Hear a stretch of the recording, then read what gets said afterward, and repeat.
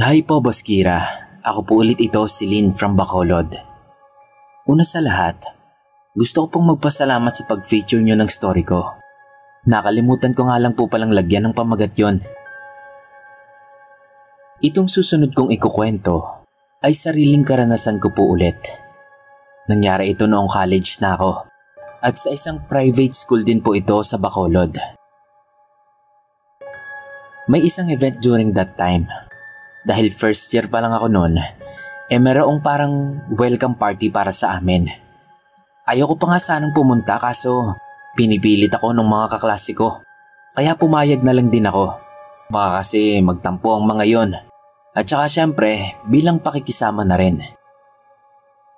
Pagdating ko sa school, sa labas pa lang ay hinahanap ko na yung mga kaklase ko. Ang sabi kasi nila ay nandoon na daw sila. Sa totoo lang, parang ayaw kong pumasok sa loob nun. Kesyo ang simple lang kasi ng suot kong dress nun kumpara sa suot ng ibang mga estudyante roon. Maya-maya ay nag-vibrate ang cellphone ko. Tinignan ko kung sino ang nag-text sa akin. Galing ito kay Aki ko, yung isa sa mga kaklase ko. Tinatanong niya ako kung nasaan na daw ba ako. Nag-reply naman ako na papunta na at papasok na ako ng gate. Maya-maya ay nag-reply ulit siya. Sabi niya, nakita na daw nila ako. Kaya naman tumingin-tingin ako sa paligid. Ang kaso ay hindi ko naman sila nakikita. Nung muli kong ibalik yung tingin ko sa message niya, ay nagtaka ko sa karugtong ng message niya. Kasi ang sabi niya, nakita daw ako nila Julie sa CR. Isnabera pa nga daw ako kasi hindi ko daw sila pinapansin. Takang-taka talaga ako noon kasi nandun pa ako sa labas at papasok pa lang ako ng gate noon.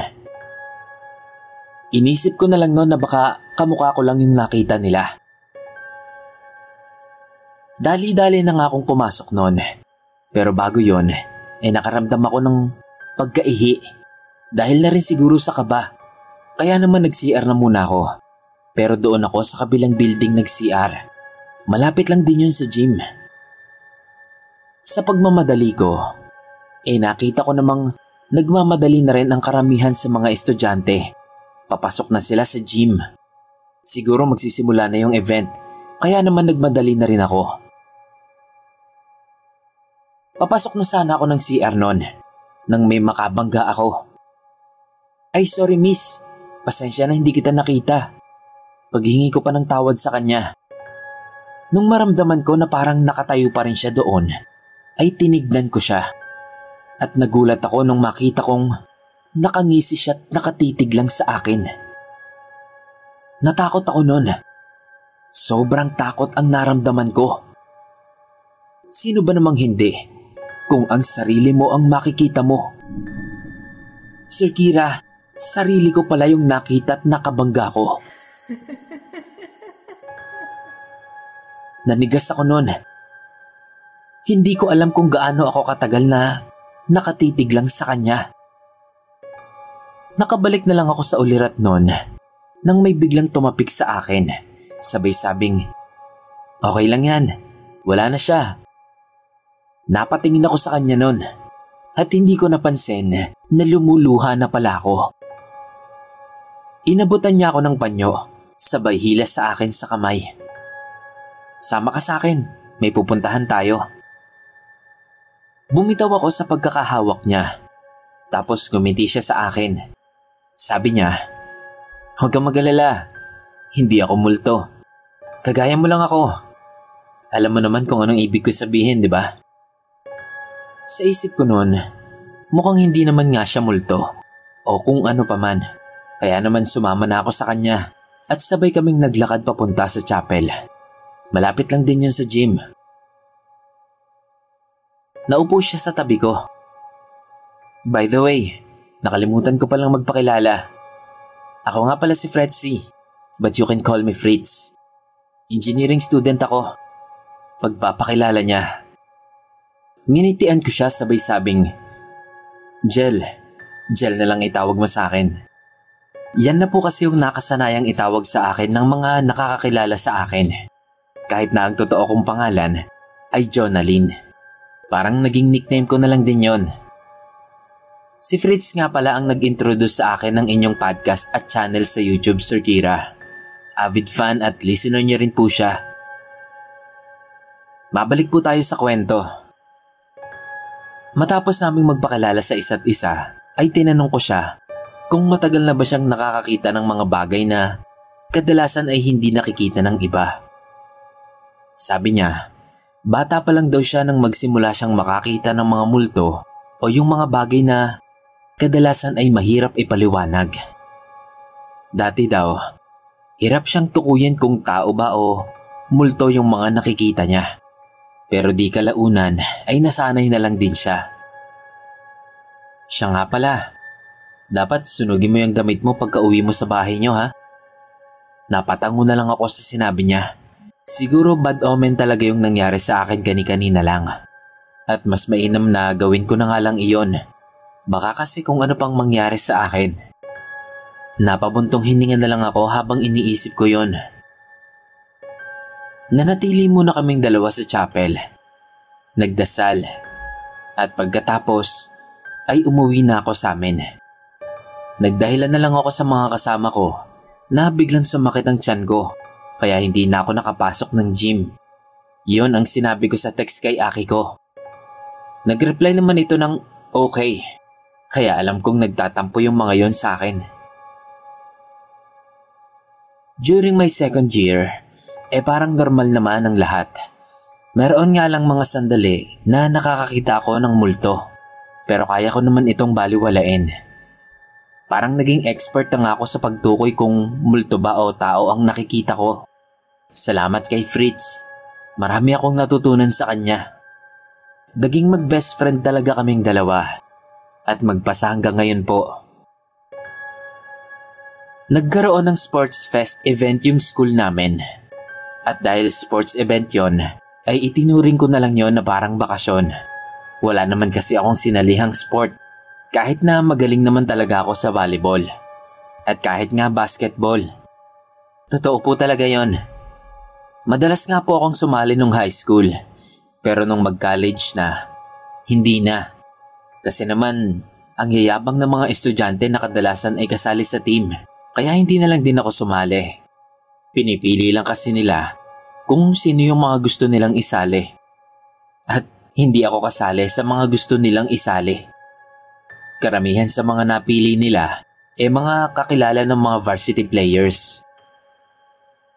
Sa amin kasi, maraming mga varsity players. Marami. Pero mga pulpul naman sa studies. Pumupunta lang ako noon para sa attendance, para hindi ako mamarkahan na absent. Mabuti na nga lamang at merong machine yung school na yon na pwede mong iswipe yung ID, tapos naka-in na yung attendance mo noon. At dahil nga hindi naman ako kasali sa mga laro at ayaw ko rin namang manood, doon na lang ako naglagi sa library. Meron kasing free internet doon. Pero sa totoo lang, kasama naman talaga yon sa binabayarang tuition fee. Kaya talagang sinulit ko ang paggamit ko noon. Sayang naman kasi yung binabayad namin kung hindi naman nagagamit. Nanood lang ako ng Thai drama sa YouTube noon. Yung drama na naging sikat talaga. Ang The Devil Beside Me. Gustong gusto ko talaga yung mga bida ron. Naaalala ko pa na ito yung inaabangan ko nung high school pagkakatapos ng uwian. Pero hindi ko masyadong napanood yung ilang episodes kasi naging busy na rin ako noon. Aliw na aliw ako sa bawat eksena na pinapanood ko. Kaya hindi ko man lang napansin na may umupo na pala sa tabi ko. Noong una akala ko schoolmate ko lang. Pero nung nakaramdam ako ng matinding lamig, nanghilakbot na ako. Hindi yun dahil sa nakabukas ang aircon. Dahil iyon sa alam ko nang hindi tao ang nasa tabi kong nakaupo. Nagpatay mali siya na lang ako noon. Kunwari hindi ko ito pinapansin. Pero hindi ko kayang hindi ito pansinin. Ang sakit kasi sa ilong nung amoy na nanggagaling sa nilalang na to. Dahil sa hindi magandang pakiramdam ko na yon, ay naisipan kong i-text si Fritz. Sabi ko puntahan niya ako sa library. Nasa second floor po kasi ng library ang computer room. Tinanong niya ako noon kung may nangyari na naman daw ba. Sabi ko oo, at may kakaibang nilalang kako ang nasa tabi ko. Pagdating ni Fritz, agad naman niyang napansin ang nilalang na nasa tabi ko. Lumapit siya sa akin at may kinuha siya sa bag niya. Akala ko nung una ay alcohol lang, pero holy water pala yon. Ay nako, ang baho naman dito. Natatawa niyang sabi habang sinasabuyan ng holy water yung nasa tabi ko. Narinig ko pa yung pagdaing nung nilalang na nasa tabi ko bago ito tuluyang nawala sa aming paningin. Tinapik ako ni Fritz. Sabay tanong kung ayos lang daw ba ako.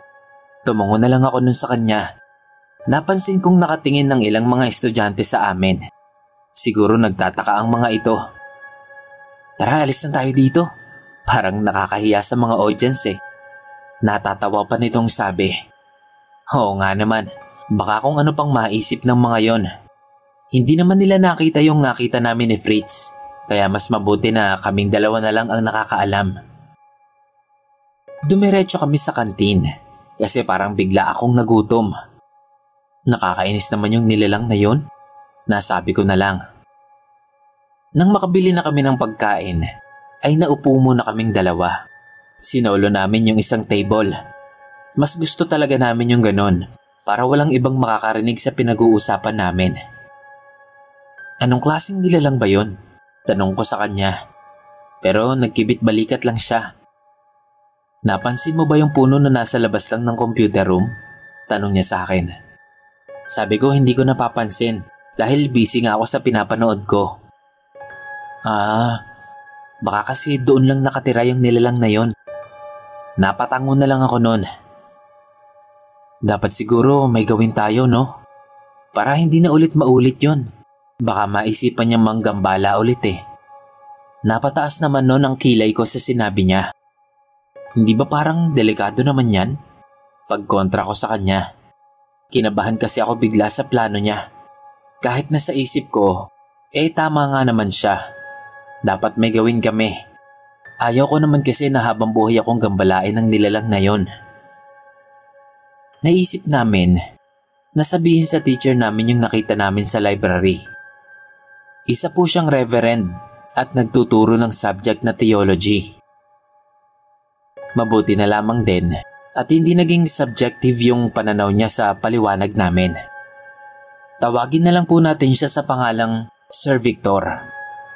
Matagal na siyang nagtuturo sa paaralang iyon at maging siya ay nakakita at nakaramdam na rin ng mga bagay na mahirap ipaliwanag. Alas 7 na ng gabi noon at napagdesisyonan pa naming magkaibigan na manatili na muna sa school. Plano kasi namin na mag-alay ng dasal doon sa puno kasama si Sir Victor. At iyon na nga ang ginawa namin. Nag-alay kami ng dasal kasama ang pagtitirik ng kandila. May kung anong dasal na ginawa si Reverend na hindi namin mawari ng kaibigan ko kung anong lengguwahe ba iyon. Ang alam lang namin ay dasal iyon para hindi na muli itong manggambala pa. Baka kasi sumapi pa iyon sa ilang mga estudyante. May nangyari na po kasi na ganoon sa amin. At bilang pag-iingat na lang din, kaya siguro nakumbinsi namin si Sir Victor na samahan kami. Nagpasalamat kami sa kanya at sinabihan niya kami na wag namin ipagsasabi ang nangyari. Sinang-ayunan naman namin yon ni Fritz. Nagkatinginan pa kami noon bago makalabas ng gate. Pareho lang kami ng naiisip noon. Kanino naman kaya namin sasabihin iyon? At kung sasabihin man namin, may maniniwala naman kaya? Baka magmukha lang kaming baliw. Kaya mas mabuti talaga na sa amin na lang yon. At ituring na lang na isa sa mga pinakakakaibang karanasan na nangyari sa buhay namin. Nang makauwi na ako sa amin, ay agad akong naligo. Pagkatapos ay sinunog yung damit na suot ko kanina. Hindi ko rin alam kung bakit ko ginawa yon.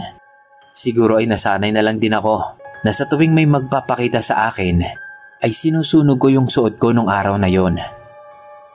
Ewan ko, basta nakasanayan ko na lang din gawin talaga. Ayaw ko lang din sigurong malasin. So fast forward po tayo. Third year college na ako nito at malapit na yung finals exam namin. Kaya talagang busy na ang lahat nun sa pagre-review. Kaya madalas rin ay nakatambay ako sa library. Nung time na yon, wala ang teacher namin. Nasa marketing. Kasama ng mga kaklase ko ay nagtungo kami sa library. Pero imbis na mag-review ay natulog ang mga ito. Hindi ko naman sila masisi dahil masarap naman talagang matulog sa library. Kasi nga tahimik tapos may aircon pa. Tumayo ako at naglakad papunta sa mga bookshelf para sana kumuha ng libro na babasahin. Napadpad ako sa pinakadulo. Napukaw ang atensyon ko sa isang kulay berdeng libro.